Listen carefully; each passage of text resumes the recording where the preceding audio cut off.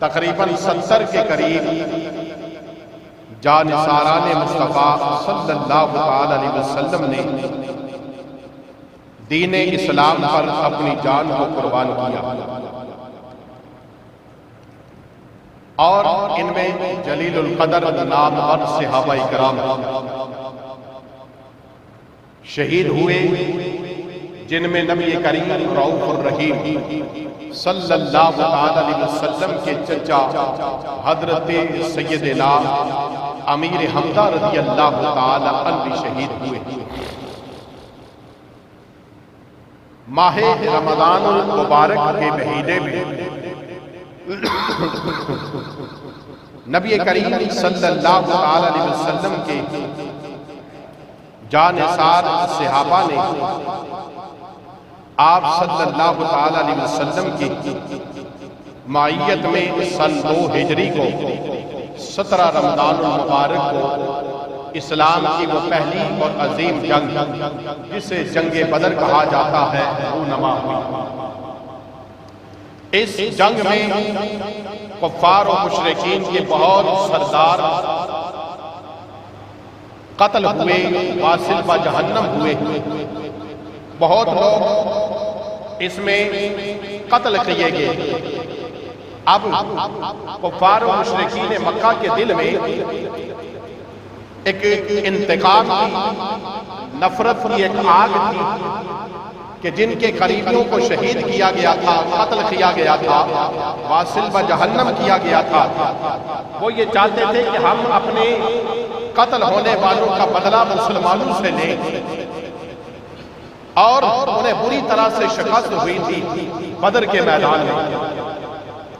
اب انہوں نے پورا سال پلان کیا، منصوبہ بندی کے تحت انہوں نے ایک لشکر تیار کیا، اور 1 سال کے بعد، بدر کی لڑائی کے 1 سال کے بعد، شوال المکرم کے مہینے کم و بیش 14 شوال المکرم کو احد کے میدان میں جنگ احد رونما ہوئی، اور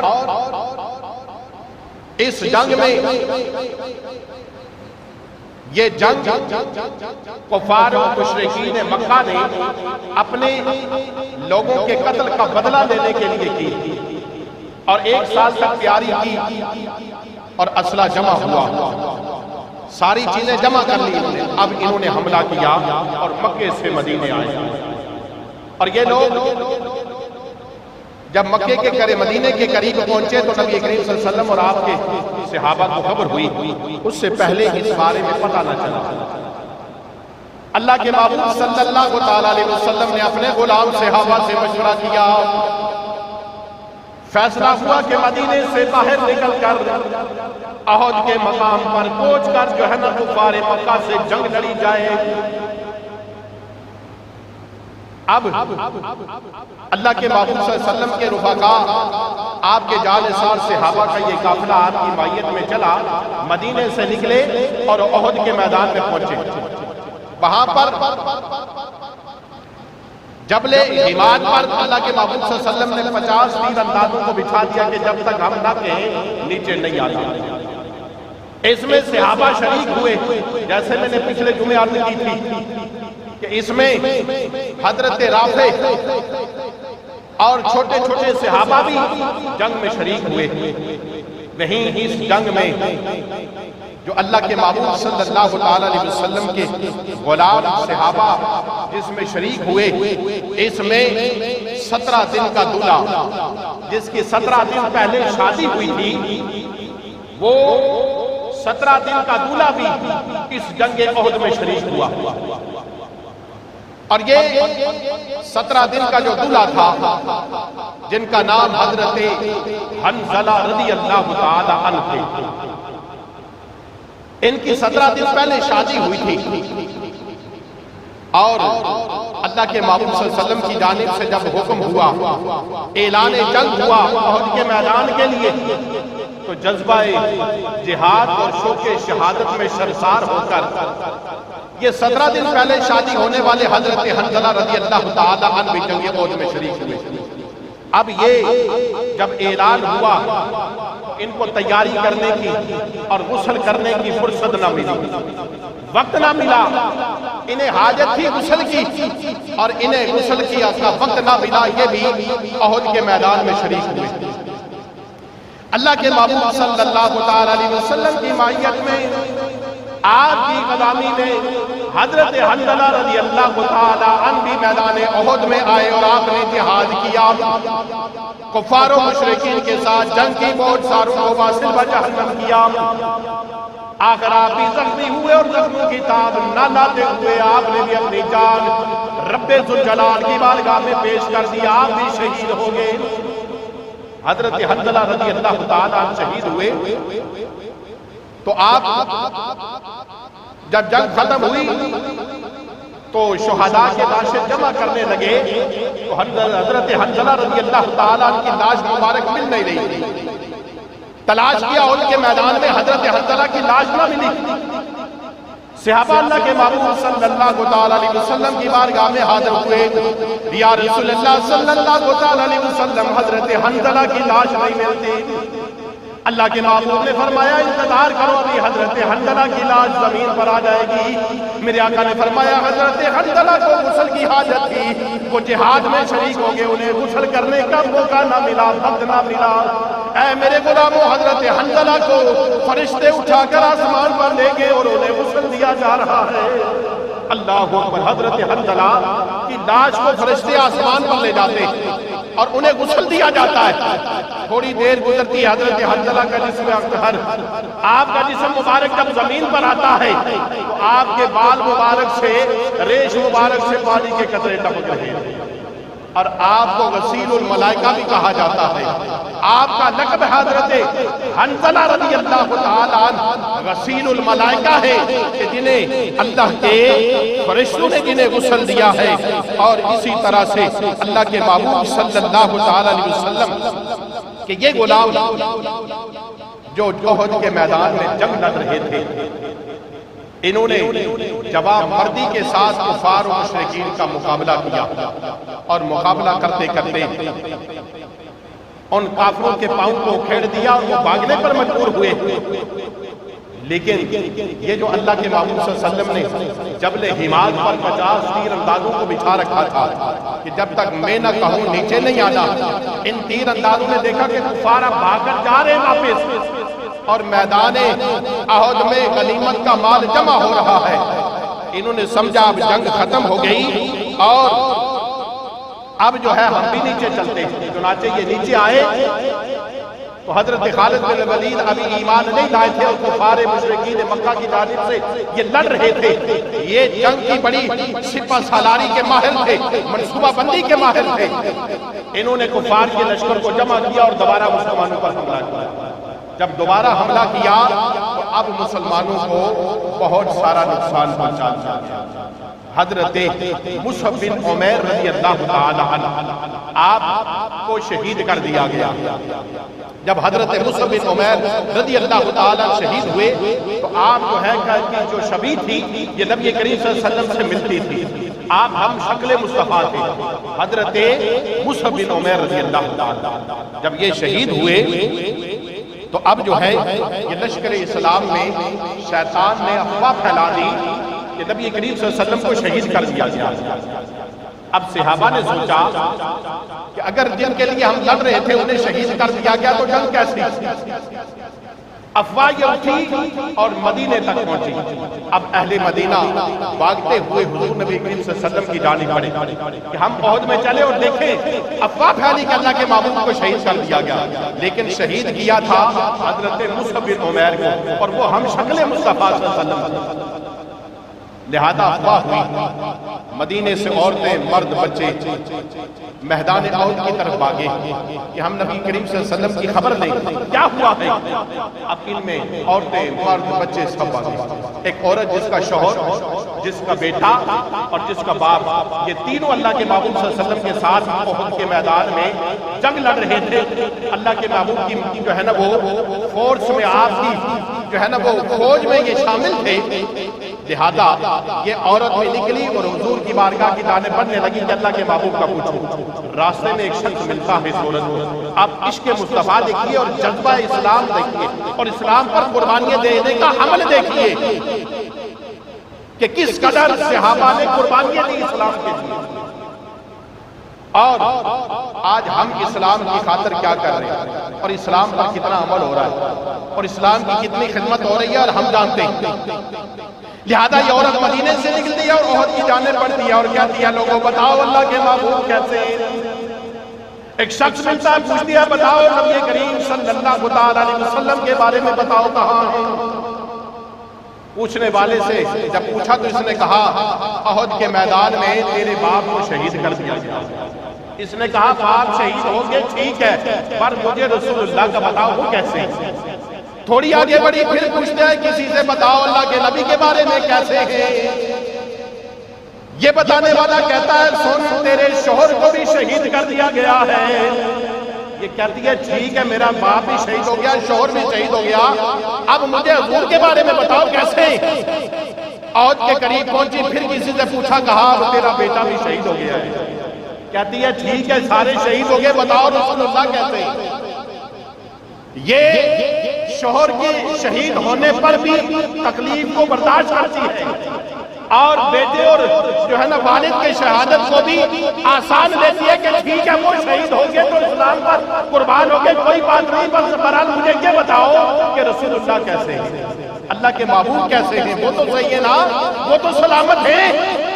اللہ اکبر، جب احد میں پہنچی تو پتہ چلا رسول اللہ صلی اللہ علیہ وسلم تشریف فرما ہیں، آپ صحیح ہیں۔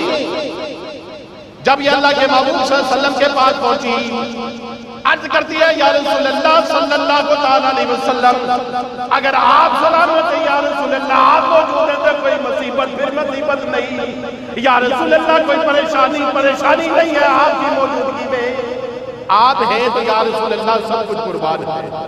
اللہ اکبر، اب صحابہ نے نبی کریم صلی اللہ علیہ وسلم کو گھیرے میں ڈال دیا اور آپ پر قربان ہونے لگے۔ حضرت قتادہ رضی اللہ تعالیٰ عنہ آپ کے سامنے کھڑے ہو گئے اور کہا یا رسول اللہ میں آپ کے سامنے اب جو تلوار اور تیر لگے گا یا رسول اللہ مجھے لگے، آپ کے قریب کفار نہ پہنچے، آپ کو تکلیف نہ پہنچے، اور تیر لگتا حضرت قتادہ کی آنکھ نکلتی ہے۔ وہ بات آپ نے مشہور سنی ہے کہ حضرت قتادہ کی آنکھ کو اللہ کے محبوب نے لعاب دان لگا کر درست فرما دیا۔ اسی طرح سے کئی صحابہ حضور کے سامنے کھڑے ہوتے ہیں اور وہ جو ہے تیر اپنے سینے پر برداشت کرتے کرتے قربان ہوتے ہیں۔ حضرت سعد بن ابی وقاص رضی اللہ تعالیٰ حضور کے سامنے کھڑے ہو گئے، عرض کرتے ہیں یا رسول اللہ آپ میرے پیچھے رہے، جو تیر آئے میں برداشت کروں اپنے سینے پر۔ حضرت سعد بن ابی وقاص رضی اللہ تعالیٰ بڑے بہترین تیر انداز تھے اور ماہر تھے تیر اندازی کے۔ حضرت سعد بن ابی وقاص نے کمان اپنے ہاتھ میں اور تیر جس میں تھیلے میں رکھے ہوتے تھے وہ پیچھے لگا ہوا ہوتا تھا، تیر نکالتے کمان میں لگاتے اور اسے کفار پر چلا دیا جاتا، نشانہ لگا کر چلاتے۔ اب ہوا یہ کہ اللہ کے محبوب صلی اللہ علیہ وسلم کے سامنے حضرت سعد بن ابی وقاص رضی اللہ تعالیٰ عنہ کھڑے، اللہ کے محبوب صلی اللہ علیہ وسلم اپنے ہاتھ سے تیر نکالتے پیچھے سے اور سعد کو دیتے، لے سعد یہ تیر لو اور چلاؤ۔ سبحان اللہ، اللہ کے محبوب صلی اللہ علیہ وسلم کہ یہ غلام حضرت سعد بن ابی وقاص تیر چلاتے، صحابہ کہتے ہم کہتے یا رسول اللہ فدا کا امی باؤلی، یا رسول اللہ ہمارے ماں باپ آپ پر قربان ہو جائے۔ سارے صحابہ کہتے ہیں یا رسول اللہ ہم قربان، ہمارے ماں باپ آپ پر قربان، لیکن سعد بن ابی وقاص پر میری جان قربان۔ حضرت سعد بن وقاص جب تیر چلاتے اور اللہ کے محبوب تیر نکال کر دیتے تو کہتے سعد تجھ پر میرے ماں باپ قربان، لے تیر چلا۔ ایسے حضرت نبی کریم صلی اللہ علیہ وسلم حضرت سعد بن ابی وقاص کو کہتے ہیں سعد تجھ پر میرے ماں باپ قربان ہو جائے، لے تیر نکالتے اور حضرت سعد بن ابی وقاص رضی اللہ تعالیٰ عنہ کو دیتے اور کہتے تیر چلاؤ۔ 70 کے قریب جانساران مصطفیٰ صلی اللہ علیہ وسلم شہید ہوئے، جب ان کے لاشیں جمع ہوئے اور ان میں اللہ کے محبوب صلی اللہ علیہ وسلم کے پیارے چچا حضرت امیر حمزہ رضی اللہ تعالی عنہ کو بھی شہید کیا گیا۔ حضرت جبیر یہ بھی بعد میں ایمان لائے، ان کے والد کو اور ان کے رشتہ داروں کو بدر کے میدان میں جب جنگ ہوئی، حضرت امیر حمزہ رضی اللہ تعالی عنہ نے حضرت جبیر کے والد کو اور ان کے رشتہ داروں کو قتل کیا۔ اب ان کے جبیر کے دل میں اپنے باپ کی اور اپنے رشتہ داروں کے قتل کا بدلہ لینا تھا۔ اس جبیر کا جو ایک غلام تھا جسے وحشی کہا جاتا تھا، نام تھا وحشی، وہ حبشی نسل تھا، چھوٹے قد کا تھا، اور یہ وحشی جو تھا، یہ وحشی بھی بعد میں ایمان لائے، اور اس وحشی غلام سے حضرت جبیر نے کہا کہ اگر تم حمزہ کو قتل کر دو تو میں تمہیں آزاد کر دوں۔ اب یہ وحشی خود بعد میں اپنی داستان سناتے اور کہتے ہیں کہ مجھے جنگ سے کوئی لینا دینا نہیں تھا، بس میں اپنی آزادی حاصل کرنے کے لیے میدان احد میں گیا اور میں نے یہ ارادہ کیا کہ میں حمزہ کو قتل کروں اور مجھے آزادی مل جائے۔ کہتے ہیں اس بات کی خبر ایک عورت کو بھی ہوئی جس کا نام ہند تھا۔ اس عورت کے باپ کو، اس کے بیٹے کو اور اس کے رشتہ داروں کو بھی حضرت امیر حمزہ نے جو جنگ بدر میں واصل و جہنم کیا تھا، بدلے کی آگ دیکھیے کہ کس قدر کفار و مشرکین کے دل میں بدلے کی آگ بھی مسلمانوں سے لینے کی۔ اب اس ہند نے بھی جا کر اس حبشی غلام سے، حبشی سے کہا، وحشی سے کہا، جو حبشی غلام تھا، وحشی سے کہا کہ تم نے، میں نے سنا ہے کہ جبیر کے والد کا بھی بدلہ لوگے اور حمزہ کو قتل کرو گے، اگر تم نے حمزہ کو قتل کر دیا تو میں سارا زیور اپنا اتار کے سونا تمہیں دوں گی اور بھی بہت سارے انعامات دوں۔ اب ایک آزادی کی لالچ، دوسرا انعامات کی لالچ، وحشی نے جو ہے وہ تیاری کی اور اس لشکر کے کفار کے ساتھ مکے سے یہ احد کے میدان میں۔ اب وحشی کہتے ہیں کہ جب میں احد کے میدان میں پہنچا، جنگ شروع ہوئی تو ایک شخص کو میں نے دیکھا جو اپنے سواری پر سوار ہو کر ایک مست اونٹ کی طرح لڑ رہا تھا اتنے دلیری سے کہ جس طرف جاتا وہ لاشوں کے انبار لگاتا، اور اس کے ہاتھ میں 2 دھاری تلوار تھی۔ ہم نام سنتے ہیں نا کہ 2 دھاری تلوار، اور 2 دھاری تلوار کہا جاتا ہے کہ چلانا بڑی مشکل ہوتی ہے، لیکن حضرت سیدنا امیر حمزہ رضی اللہ تعالی اتنے بہادر اور دلیر تھے کہ آپ 2 دھاری تلوار سے جو ہے وہ میدان جہاد میں جنگ لڑتے اور کفار و مشرکین کو واصل و جہنم کرتے۔ 2 دھاری تلوار آپ کے ہاتھ میں، آپ نے لوہے کا خول سر پر اوڑھ رکھا، اور جو ہے وہ کہا جاتا ہے کہ وہاں پر شتر مرغ کا جو ہے وہ پر لگایا آپ نے اپنی پہچان کے لیے۔ اب کہتے کہ یہ وحشی کہتا ہے کہ میں نے جب دیکھا اس شخص کو یہ بڑی بہادری کے ساتھ لگ رہا ہے، میں نے میدان احد کے لوگوں سے پوچھا بتاؤ یہ کون ہے، یہ جو اتنی بہادری سے لڑ رہا ہے شخص یہ کون ہے، اور اتنی دلیری اور بہادری کے ساتھ جنگ لڑی رہا ہے۔ لوگوں نے مجھے بتایا کہ یہ حمزہ ہے۔ کہتے ہیں میرے دل میں خیال آیا کہ اتنا بہادر شخص جو جس طرف جا رہا ہے کفار کو قتل کرتا ہوا جا رہا ہے، میں اس کا تک کیسے پہنچوں۔ کہتے ہیں بس میں نے آزادی کی کوشش کی، میں نے ایک چھوٹا سا تیر لیا، خنجر لیا، اور میں ان کے پیچھے پیچھے جس طرف حضرت سیدنا امیر حمزہ رضی اللہ تعالیٰ جاتے، یہ کہتے ہیں میں ان کے پیچھے پیچھے، کہتے ہیں انہوں نے ایک مشرک کو شہید کیا، وہ مشرک کو قتل کیا، اور قتل کرنے کے بعد یہ اس کی زرہ عبد العزہ اس کا نام تھا، ابن عبد العزہ، اس کو انہوں نے قتل کیا۔ اس کے بعد دوسرے مشرک کو للکارا اور اس سے کہا کہ اے ختنہ کرنے والے کے بیٹے ادھر آ۔ وہ غصے میں آیا اور اس کو حضرت امیر حمزہ نے اپنی تلوار سے 2 ٹکڑے کر دیے۔ وحشی کہتے ہیں کہ اب حضرت امیر حمزہ جھکے اس مشرک کی زرہ اتارنے کے لیے، تو جو خول آپ نے اپنے جسم پر لوہے کا پین رکھا تھا وہ کھلتا ہے۔ کہتے ہیں میں نے اتنی بہادری اور اتنے زور سے حملہ کیا حضرت امیر حمزہ پر کہ چھوٹے خنجر کو میں نے اتنے زور سے مارا کہ آپ کے پیٹ میں لگا اور چیرتا ہوا پیچھے سے باہر ہو گیا۔ یعنی کتنا شدید وار تھا وحشی کا حضرت امیر حمزہ پر کہ کہتے ہیں کہ اتنا زور کا حملہ کہ وہ خنجر ہڈیاں چیرتا ہوا آگے سے گھسا اور پیچھے سے باہر نکلا۔ کہتے ہیں میں اس منظر کو دیکھ کر حضرت امیر حمزہ اس حالت میں بھی کہتے ہیں کہ پلٹ پر مجھ پر حملہ کرنے کے لیے آئے، آپ کا پاؤں پھسلا اور زمین پر تشریف لے گئے۔ کہتے ہیں میں بھاگا اور حضرت جبیر کے پاس اور کہا کہ میں نے تیرے ٹارگٹ کو پورا کر دیا ہے اور میں نے حمزہ کو قتل کر دیا ہے، اب مجھے آزاد کر۔ کہتے ہیں جبیر آئے اور انہوں نے آ کر دیکھا حضرت امیر حمزہ رضی اللہ تعالیٰ آپ کے جسم اسد سے سانس نکل چکا تھا اور اس نے مجھے آزاد کر دیا۔ کہتے ہیں وحشی کہ میں اب بھاگا اس ہند کے پاس گیا، عورت کے پاس کہ میں نے حمزہ کو قتل کر دیا ہے، لا اپنا وعدہ پورا کر اور زیور مجھے دے، انعام دے۔ کہتی ہیں اسے یقین نہ ہوا کہ حمزہ بڑے بہادر تھے، تمہیں کیسے قتل کر دیا۔ کہتی ہیں یہ قریب آئی میدان احد میں اور حضرت امیر حمزہ رضی اللہ تعالیٰ کا جہاں لاشا مبارک تھا وہاں آ کر اس نے دیکھا اور دیکھ کر جب تسلی کر لی تو اپنا زیور اتارا اور مجھے دیا اور کہا کہ اب تک میری جو آگ تھی نا بدلے کی وہ پوری نہیں ہوئی ہے، بجھی نہیں ہے۔ اب ایسا کر کے حضرت امیر حمزہ رضی اللہ تعالیٰ عنہ کی انگلیاں کاٹی، آپ کے ہونٹ مبارک کاٹے، آپ کی آنکھیں کاٹی، ناک کاٹے اور کان کو کاٹا۔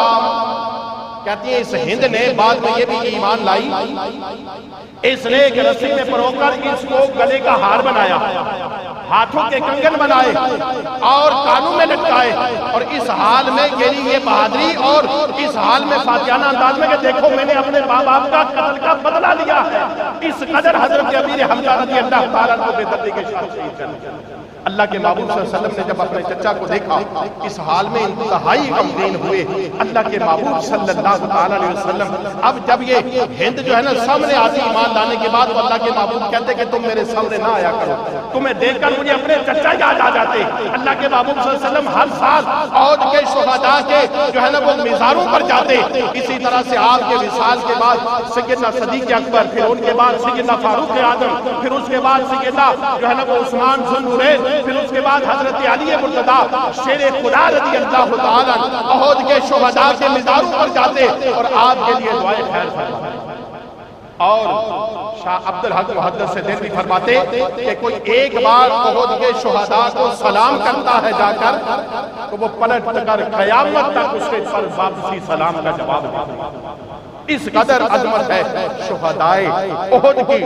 اس شہدائے احد میں جب وہ 70 کے قریب لوگ شہید ہوئے، آج تو ہمیں اسلام کی تاریخ کا پتہ نہیں، ہمیں پتہ نہیں کہ کون لوگ شہید ہوئے، کیسے اسلام پر تکلیف دے اور کٹھن وقت گزرا ہے، اسلام ہم تک کیسے پہنچا ہے۔ آج قوم کو اس بات کی خبر نہیں اور جاننے کو تیار نہیں۔ اور آج اگر دنیا کے کوئی نامور لوگوں کے نام پوچھے جائیں تو بڑے یاد ہیں، ہر میدان کے لوگوں کے نام یاد ہیں، لیکن صحابہ کے ناموں سے ہم بے خبر ہیں۔ ہم امہات المومنین کے حضور کی شہزادیوں کے ناموں سے ہم بے خبر ہیں۔ ہمیں ان کے کارناموں کا، ان کی بہادری کی خبر نہیں ہے، بس ہمیں لگا دیا گیا دوسرے کاموں کا۔ ہماری قوم اور نوجوان اس وقت صرف اگر کر رہے ہیں تو وہ گیم کھیلنا، وہ پب جی کھیل کر اپنی زندگی برباد کرنے کو تیار ہے، وہ سوشل میڈیا پر اپنی زندگی برباد کرنے کو تیار ہے، لیکن اسلام کی عظمت اور اسلام کی تاریخ کو پڑھنے کے لیے تیار نہیں۔ اللہ اکبر۔ ابتدائی زمانہ اس قدر کٹھن زمانہ تھا کہ جب ان 70 شہداء کو کفن دینے کے لیے پورا کفن نہیں تھا اور انہیں دفن کیا گیا۔ انہیں جب قبریں کھودی گئی تو دو شہداء کو ایک ایک قبر میں رکھا گیا۔ حضرت مصعب بن عمیر رضی اللہ تعالیٰ جو ہم شکل مصطفیٰ تھے، آپ کے لیے کفن مبارک جو تھا وہ پورا نہیں تھا۔ اور حضرت مصعب بن عمیر وہ تھے جو مکے کے مشہور قبیلے کے سردار کے بیٹے تھے، انتہائی خوبصورت تھے، جنہیں ہم شکل مصطفیٰ کہا جاتا ہو تو بتائیے وہ کتنے خوبصورت ہوں گے، کتنے حسین ہوں گے۔ آپ کے حسن و جمال کا چرچا پورے مکے میں تھا۔ حضرت مصعب بن عمیر اپنے ماں باپ کے ایک اکلوتے بیٹے تھے، ایک بار جو لباس پہنتے وہ دوسری بار ماں باپ پہننے کی اجازت نہیں دیتے۔ شاہی لباس، شاہی کھانا، شاہی سواری، شاہی انداز، شاہی محل۔ مصعب بن عمیر مکے کی گلیوں سے دور سے آتے تو لوگ پہچان دیتے ان کے شان و شوکت سے، ان کے حسن کو دیکھ کر لوگ کہتے دیکھو مصعب بن عمیر آیا۔ اتنے جو ہے نا وہ جو ہے نا حسن و جمال والے اور اتنے شاہانہ انداز والے، لیکن جب اللہ کے محبوب صلی اللہ علیہ وسلم کو ایک مرتبہ مکے میں دیکھا، آپ پر قربان ہوئے اور ایمان لائے، اور جب آپ پر قربان ہوئے وہ سارا کچھ چھوڑ دیا، ماں باپ نے گھر سے نکال دیا، وہ ماں باپ جو اپنے بیٹے پر جان قربان کرتے تھے، ایمان لانے کی دیر تھی جو جانی دشمن ہوئے۔ حضرت مصعب بن عمیر مکہ چھوڑ کر، وہ شاہانہ زندگی چھوڑ کر صرف ایک بار رسول اللہ کو دیکھا، آپ پر ایمان لائے، وہ شاہانہ انداز چھوڑ کر حضرت مصعب بن عمیر اپنا مکہ چھوڑ کر، دولت کے انبار چھوڑ کر اللہ کے محبوب کے پیچھے مدینے آ گئے۔ اللہ اکبر، میرے آقا مسجد نبی میں تشریف فرما ہے۔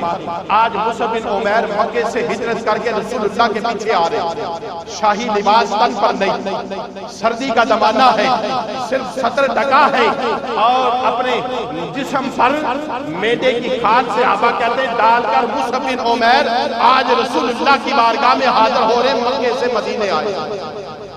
وہ شاہانہ انداز چھوڑا صرف رسول اللہ کی غلامی کے لیے، بس ایک بار دیکھ لیا، ایمان لائے، سب کچھ قربان کر دیا۔ یارو یہ کہنا بڑا آسان ہے، بتانا بڑا آسان ہے، لیکن کرنا بڑا مشکل ہے۔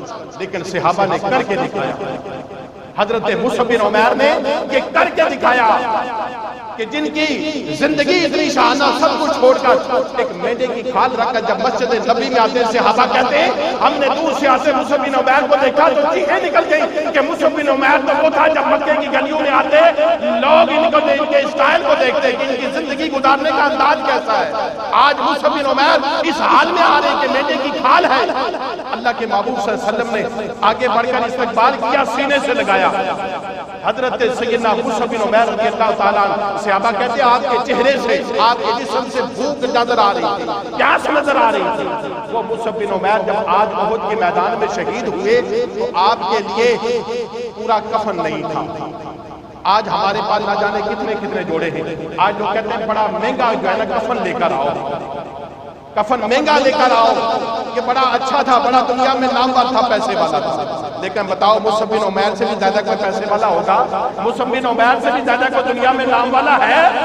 اللہ اکبر، جسے ہم شکل مصطفیٰ کہا جاتا ہو، جو انہوں نے اللہ کے محبوب پر اپنا سب کچھ قربان کر دیا، ان کی عظمت کا عالم یہ ہے کہ جب انہیں کفن دیا گیا تو چادر اتنی چھوٹی کہ اگر سر پر رکھتے ہیں تو جو ہے نا وہ پاؤں ننگے ہو جاتے ہیں، اور پاؤں کی طرف کرتے ہیں تو چہرہ اقدس جو ہے نا وہ سامنے آ جاتا ہے۔ اللہ کے محبوب کی بارگاہ میں حاضر ہوئے، یا رسول اللہ مصعب بن عمیر کے لیے کفن پورا نہیں ہے، یا رسول اللہ چہرے پر کرتے تو پاؤں ننگے، پاؤں کی طرف کرتے تو چہرہ ننگا ہو جاتا ہے، یا رسول اللہ کیا کریں؟ اللہ کے محبوب نے فرمایا میرا مصعب وہ تھا کہ جس نے مکے کا شاہانہ انداز چھوڑ کر مدینے میں میرے پاس آیا اور آج اس حال میں میری جو ہے نا وہ دین کی خاطر قربانی دی ہے۔ اے میرے صحابہ، چہرہ اس چادر سے ڈھک دو اور اس کے پاؤں پر گھاس رکھ دو، پتے رکھ دو، اور اس کے پاؤں کو چھپا کر اس حال میں کفن دے کر قبر کے حوالے کر دو۔ اس انداز میں صحابہ نے اسلام کے لیے قربانیاں دی ہے۔